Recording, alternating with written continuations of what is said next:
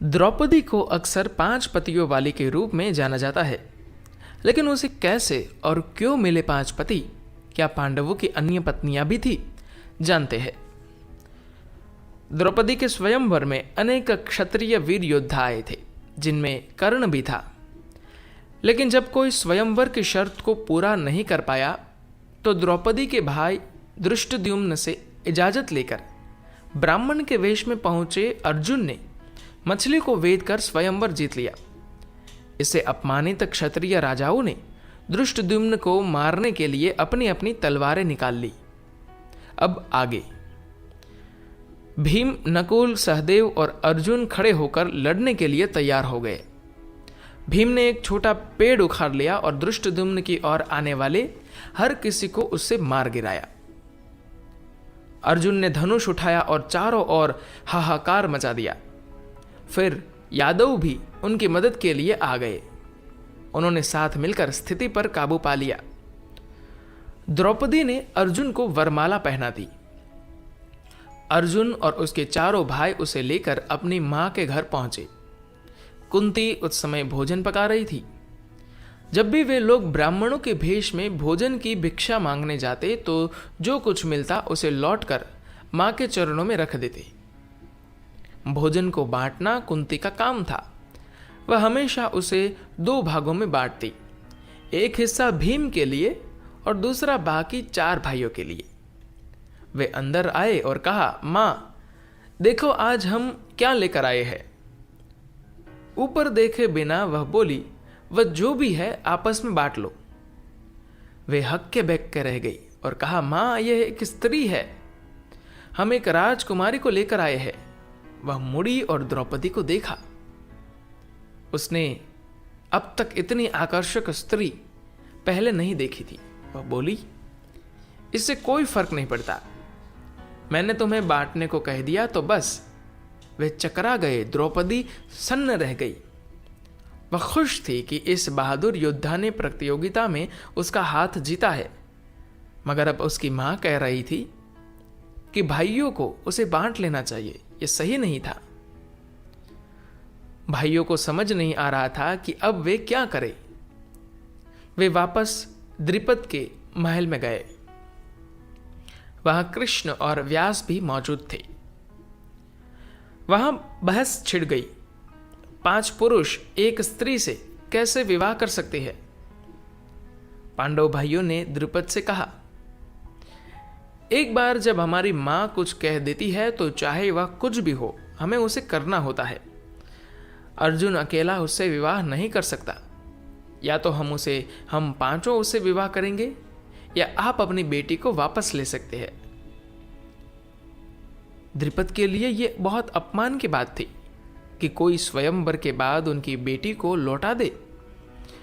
फिर भी उन्हें समझ नहीं आ रहा था कि उन्हें क्या करना चाहिए। लोगों ने कृष्ण से सलाह मांगी, मगर वह जानबूझकर मौन रहे और मुस्कुराते हुए छत की ओर देखते रहे। द्रौपदी व्यास के चरणों में गिर पड़ी और बोली, आप एक ज्ञानी पुरुष है, बताइए वे मुझे ऐसी स्थिति में कैसे डाल सकते हैं कि मुझे 5 पुरुषों से विवाह करना पड़े? यह धर्म नहीं है और मैं ऐसा नहीं करूंगी। व्यास ने कहा, तुम्हारे पास 3 विकल्प है। तुम अभी सिर्फ अर्जुन से विवाह कर सकती हो।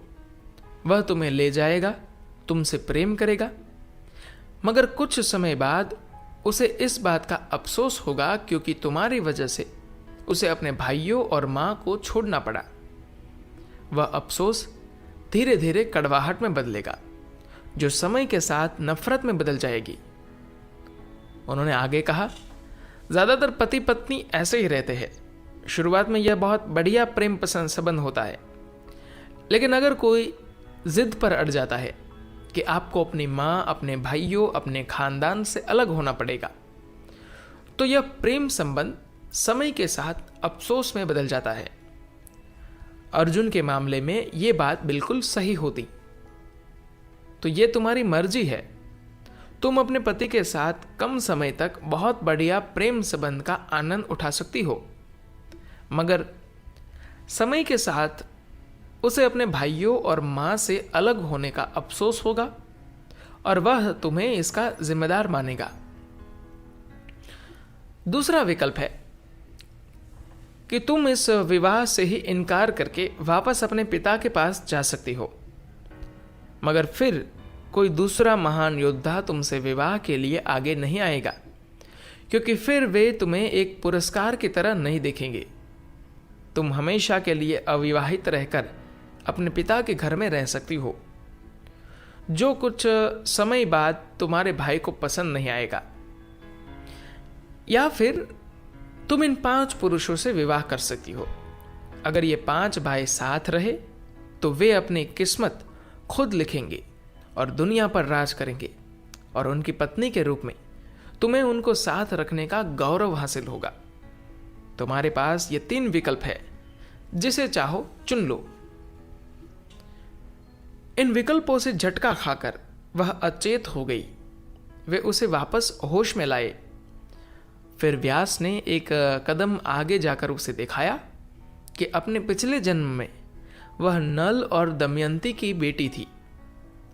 नल विदर्भ का राजा था और किंवदंती है कि वह दुनिया का सबसे बढ़िया रसोइया था। नल और दमयंती का प्रेम प्रसिद्ध है। उस जीवन काल में जब वह एक युवती थी तो उसने शिव से प्रार्थना की। उसकी तपस्या से खुश होकर शिव प्रकट हुए। वह हल्के सुरूर में और कृपा के मिजाज में थे। वह बोली, महादेव, मैं एक पति चाहती हूं।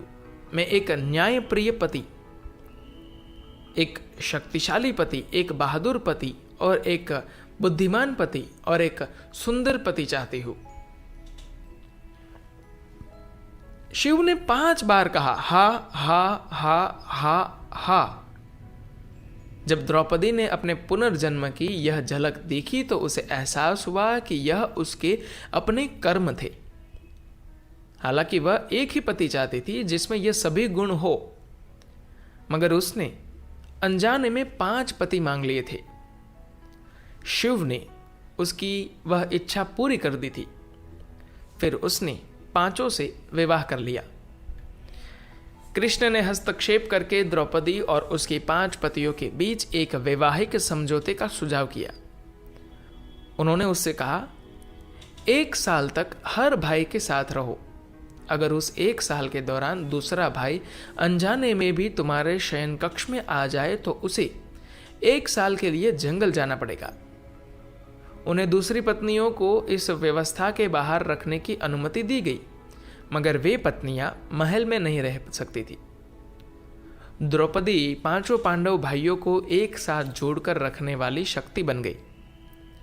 इसने उन्हें अपनी नियति को प्राप्त करने की दिशा में समर्थ बनाया, जो था इस देश पर राज करना। द्रुपद के साथ संबंध जुड़ने से वे और भी शक्तिशाली हो गए और फिर वापस हस्तिनापुर चले गए। धन्यवाद।